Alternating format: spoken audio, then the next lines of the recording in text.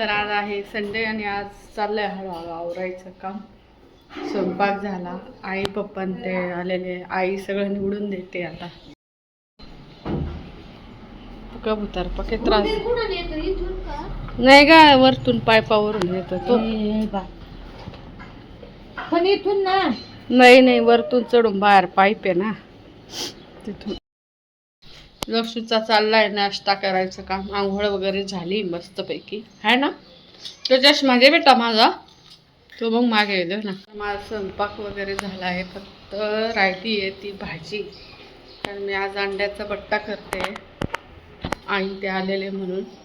आईचे इथे मस्तपैकी शेंगा फोडलेल्या होत्या ना, ते निवडून झालं. आता तांदूळ निवडायचं काम चाललं. आई आली की सगळे निवड करून देत असते, मग मला टेन्शन नाही राहत. कारण जॉबमुळं मला निवडायला शक्य होत नाही, त्याच्यामुळे. पप्पा गेले फिरायला, कारण घरात बसून त्यांनाही बोर होतं. शेंगा निवडून झाल्या, एवढ्या शेंगा निघाल्या. अर्धी गोणी शेंगा होत्या, फोडून आणल्या. आपल्या गावठी शेंगा ज्या असतात ना, त्या छोट्या छोट्या असतात, म्हणून मशीनमध्ये एवढ्या त्या फोडल्या जात नाही. तर निम्मे शेंगा राहिल्या, निम्मे शेंगदाणे निघाले. जे छोटे छोटे राहिलेले ते हाताने मला फोडून घ्यावं लागेल. पण शेंगदाणे संपल्यानंतर आता याला मस्त मी वाळवून वगैरे ना उन्हात वाळवून ठेवले की जास्त दिवस टिकतात. आणि थोडेसे लक्षला मी मस्त गुळ शेंगदाण्याचे लाडू बनवेल. तर कपडे मी मशीनला लावून देते, म्हणजे पटकन धुवून आणि ते पण वाळते. तर कपडे वगैरे मशीनला लावून दिले. तर आमचे जेवण वगैरे झाले, बहीण पण आली. हा चला. आणि आता आम्ही चाललोय गावात, थोडी आईसाठी खरेदी करायची आईला, त्याच्यामुळे.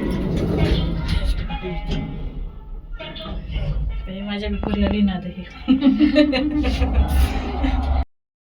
लावली, त्याच्यामुळे ती पुढं लावताना आले, म्हणून एवढी जागा सोडून दिली मी. आम्ही आमच्या घरापासून बिल्डिंगपासून पायी जाणार आहे रिलायन्स पेट्रोल पंपापर्यंत, आणि मग तिथून रिक्षाने आम्ही आरकेला जाणार. तर सकाळी सकाळी उन्हाची तीव्रता जाणवते आम्हाला. ऊन लागतंय म्हणून स्टोल पांघरून घेते मी आता. आईने पण पांघरलंय, फक्त बहिणीने नाही, तिला ऊन नाही लागत. तर आम्ही पोहोचलोय आता रिलायन्स पेट्रोल पंप. आता इथून एक ऑटो घेऊन जाऊ. मला मिळाली रिक्षा आणि आम्ही आता मालेगाव स्टँड गंगेवर जाणार आहे. पहिले तरी मिरवणूक चालू आहे.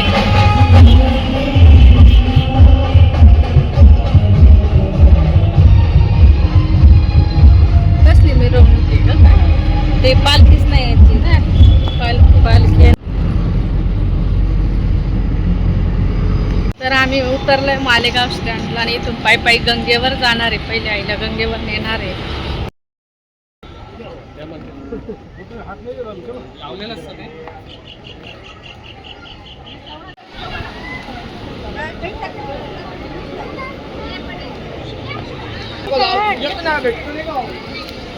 तर आमच्या गंगेवरचा हातपाय धुतले आणि आता आम्ही इथून जाणार आहे आरकेकडे. असे जडीबुटी बघायला मिळतात आपल्याला भरपूर, पण माहीत नसल्यामुळे काही घ्यायचं पण नसतं, फक्त बघायचं असतं. असंही ते त्याची माहिती देत असतात, पण आम्ही कधी घेत नाही ते जडीबुटी. चालू आहे काहीतरी, आज मोठा कार्यक्रम चालू आहे. गजानन महाराज प्रकट दिन आहे आज, त्याचा कार्यक्रम चालू आहे इथे, आणि म्हणून गर्दी आहे.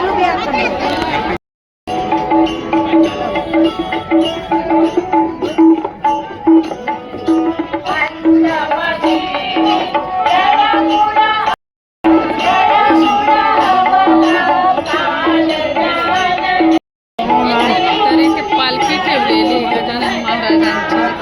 गजानन महाराजांचं दर्शन घेतलं आणि आता निघालो पुढे, कारण की आज आहे प्रकट दिन. चप्पल स्टँड आहे, पण तरी इकडे लोकांनी चप्पलांची गर्दी केलेली आहे.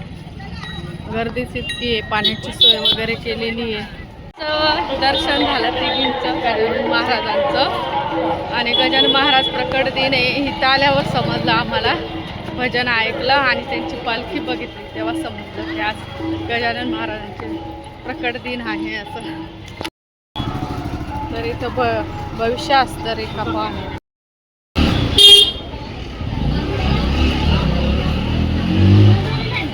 तर आम्ही आलोय भांडे बाजारमध्ये.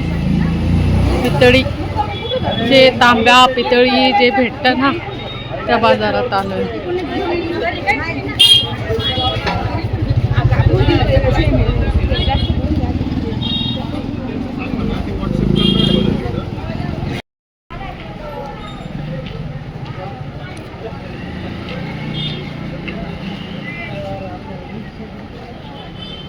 श्रीकृष्णाची मूर्ती.